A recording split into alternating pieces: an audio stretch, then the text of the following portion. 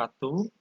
Berjumpa lagi dengan saya akan menjelaskan mengenai topik kimia medisinal 2 untuk pertemuan awal, yaitu dasar bioinformatik dan QSAR ya. Ini kelanjutan dari kimia medisinal 1, kimia medisinal 2 ya. Di kimia medisinal 2 akan lebih banyak membahas mengenai HKSA, golongan obat, obat, jadi obat antihipertensi, kemudian obat steroid, kemudian obat analgesik dan lain-lainnya.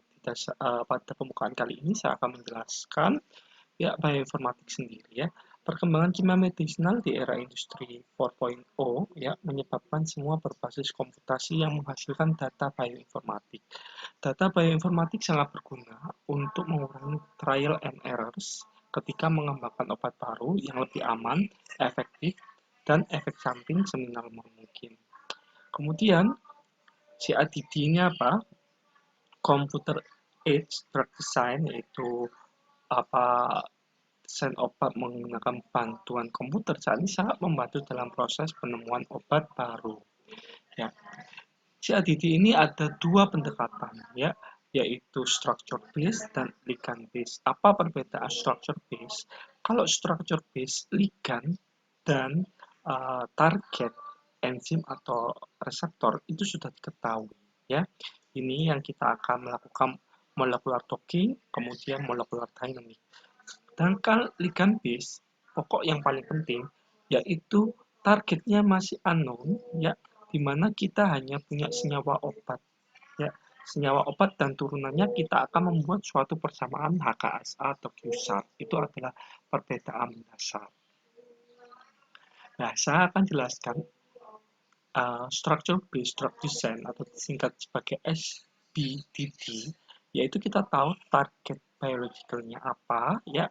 Kemudian target biological ini akan disimpan biasanya dalam suatu website PDB, Protein Data Bank ya. Kemudian ada berbagai senyawa yang kita akan dockingkan ya. Nah, kita dockingkan di sini akan membentuk docking score. Docking score yang paling rendah maka itu adalah yang paling match dengan ikatan obat reseptor yang akan kita pilih. Kemudian kita lakukan screening, yaitu drug and light, toxicity, prediction. Kemudian setelah baik, dirasa baik, maka kita sintesis dan kita akan lakukan experimental testing. Itu adalah konsep untuk structure based drug design ya. Sedangkan ligand based drug design kita tidak akan mendockingkan ya, karena kita tidak tahu protein atau target dari obat tersebut, tetapi kita hanya memiliki beberapa turunan yang memiliki efektivitas suatu aktivitas. Di sini kita akan melakukan proses QSAR, di mana akan membentuk suatu persamaan garis lurus. QSAR ini nanti kita akan mendesain obat lagi di mana yang memiliki aktivitas yang lebih rendah berdasarkan dari persamaan QSAR tersebut. Ya, sekarang structure based drug design ini adalah yang pertama proses-proses yang kita lakukan yaitu study of disease ya. Jadi studi penyakitnya, identify the target, isolate the target, kemudian establish 3D structure of target, kemudian kita lakukan structure based approach ya pendekatannya, kemudian theoretical drugs, kemudian synthesize the compound and new chemicals. Nah, di sini kita nanti ibaratnya lock and key ya, dimana ingat hubungan antara obat dan reseptor itu seperti lock adalah ininya gemboknya, kemudian key adalah obatnya. Jadi lock and key. Jadi ini adalah active site ya, active site yang akan ditempatkan oleh suatu ligand yang akan menempel di sini. Bisa kita lihat ya, ini active site, ini ligand. Kalau ini adalah hanya bisa yang berikatan dengan active site itu ada dengan ligandnya. Oke, kita akan mengetes step 1, study for disease. Contohnya HIV atau HIV/AIDS ya. Ini kita tahu kita harus identifikasi, yaitu identifikasi the target. HIV ini ternyata kita tahu ada suatu virus ya, banyak yang kita teliti ada suatu enzim yang disebut reverse transcriptase ya, untuk apa namanya mengubah RNA dari virus membentuk suatu DNA yang mengendalikan senoma di dalam tubuh kita, terutama limfosit. Jadi ternyata targetnya adalah reverse transcriptase. Nanti kita akan isolasi, kita lakukan apa namanya proses lanjutan. Ya, kita isolation of the target. Ya, isolation of reverse transcriptase from HIV. Ya, kemudian kita melakukan establish 3D structure of the target. Jadi yang kita enzim reverse transcriptase dari HIV kita ambil, kemudian kita buat suatu 3D structure-nya menggunakan X-ray crystallography. Jadi ini adalah X-ray source, kemudian ini adalah lead screen. X-ray ini akan menembus dan akan mengenai suatu objek protein atau enzim atau reseptornya akan terbentuk. Ini suatu di foto ya ibaratnya. Oh seperti ini ya strukturnya. Kemudian kita lakukan setelah di foto ini tadi kita X-ray, kita ada detektor, maka kita menggunakan komputer untuk melihatnya. Suatu proteinnya seperti apa tersusunnya. Ya, target receptor storage itu berletak pada RS RCHB ya. Ini adalah semua database penelitian seluruh dunia mengenai target reseptor berada di website ini. Kita hanya tinggal mengunduhnya saja. Dua metode yang sering commonly used to find receptor atau protein target yaitu X-ray crystallography dan NMR spectroscopy. Kalau NMR spectroscopy ini kita sudah level bukan 1D lagi, tetapi udah 3D NMR. Ya, contoh X-ray crystallography method pada PDB seperti ini ya.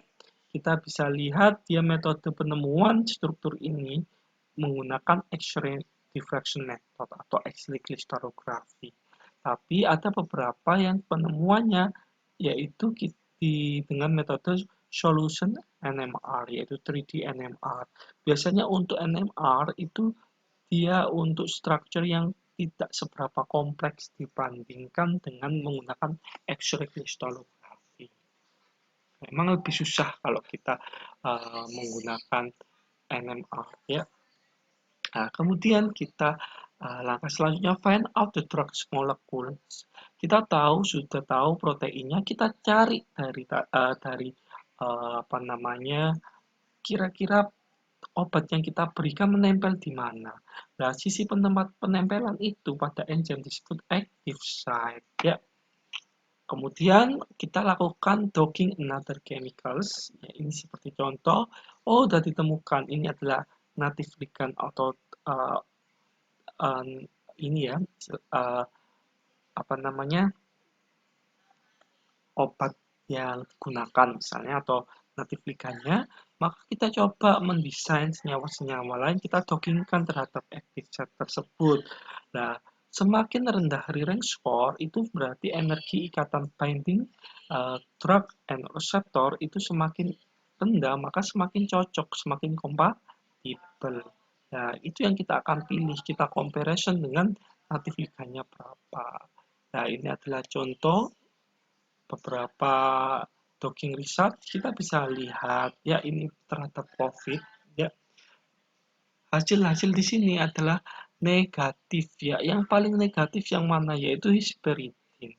Berarti hesperidin pada golongan citrus ini diduga kamu memiliki efek yang lebih poten daripada lopinavir. Itu adalah cara membacanya. Ya, ini contoh. Ya, setelah kita lakukan docking score, maka kita akan pilih senyawa yang memiliki energi binding, energi docking yang lebih rendah daripada native ligand. Setelah kita pilih, kita tidak langsung mensintesis, tetapi kita setelah lakukan docking, kita screening their atmospheric prediction, yaitu absorpsi, distribusi, metabolisme, ekskresi, sama toxicity. Ini kalau bisa yang absorpsinya baik, distribusinya yang baik, metabolismenya juga baik, ekskresinya juga baik, dengan toksisitas yang rendah. Biasanya kita menggunakan berbagai aplikasi platform yang ada. Yang sering saya gunakan adalah PKGSM, ya, ini juga bisa kita gunakan. Setelah itu kita mensintesis, ya, setelah tahu yang bagus apa, kita lakukan sintesis. Setelah kita sintesis, maka kita lakukan in vitro, ya, cek enzim inhibition of synthesis compound, ya. Langkah selanjutnya, kalau dia aktif, maka lanjut pada proses in vivo, ya. Seperti itu. Itu adalah structure based drug design, ya. Jadi intinya apa? Kita mendesain, kita membuat, melakukan tes, menganalisis, begitu seterusnya untuk mendapatkan senyawa yang baik. Ya, gagal ligand based, ya, approach ini adalah kita tidak tahu targetnya, tetapi banyak senyawa, kita lakukan biological activity atau bio-C.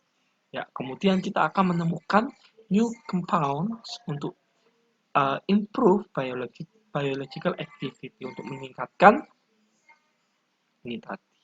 Ya, kita akan pada ligand base, kita akan sering mendengar metodenya yaitu QSAR, Quantitative Structure Activity Relationship. Kalau bahasa Indonesia HKSA, hubungan kuantitatif, struktur dan aktivitas. Ya, apa sih QSAR? QSAR is computerized statistical method which correlated the structure with biological activity in terms of the psychochemical properties. Jadi intinya adalah suatu metode statistik yang menghubungkan antara aktivitas biologi dengan sifat fisikokimia. Ya, ya, step untuk QSAR ada beberapa, yaitu yang pertama, selection of biological active, ya, ini adalah ada beberapa senyawa yang kita akan lakukan uji bio-C, kemudian calculation of the various physicochemical descriptor, ya, jadi kita menghitung nilai dari sifat fisika kimia dari senyawa yang kita lakukan uji bio-C tadi, kemudian kita membuat suatu correlation, ya, sifat psikokimia dengan aktivitas biologi menggunakan QSAR method. Kemudian kita pilih, ya, mendapatkan persamaan QSAR yang terbaik. Kemudian kita mendesain senyawa berdasarkan QSAR equation, ya, persamaan yang kita dapat. Kemudian memprediksi biological aktivitas dari senyawa yang kita dapat. Kemudian kita mensintesis senyawa tersebut. Jadi ini contoh saya ambil dari jurnal, ya. Pertama adalah selection biological activity series, structure and biological activity. Ini ada senyawa yang diujikan NTTC untuk anti kanker. Nah, senyawa ini, ya, dengan senyawa lead compound seperti ini akan diubah pada R4 sama R2 ini beberapa turunan. Di sini pada jurnal ini hanya 10 turunan, ya. Nah, kemudian step selanjutnya setelah kita mendapatkan aktivitas C, maka calculation of various physicochemical descriptor, ya, ada parameter hidrofobik, ada elektronik, sama sterik, ya. Ini sudah dijelaskan pada materi HKSA pada Gimet 1. Untuk hidrofobiknya apa aja? Ada log P, kemudian RM, paraklor, dan lainnya. Untuk elektronik itu bisa ini, ya, pKa, kemudian HUMO-LUMO, dan lain-lainnya. Ini adalah parameter-parameter yang bisa digunakan. Nah, setelah itu kita calculation, ya, kita lihat. Contohnya ini adalah 10 senyawa dengan R demikian di sini, maka ini adalah parameter-parameter fitokimia.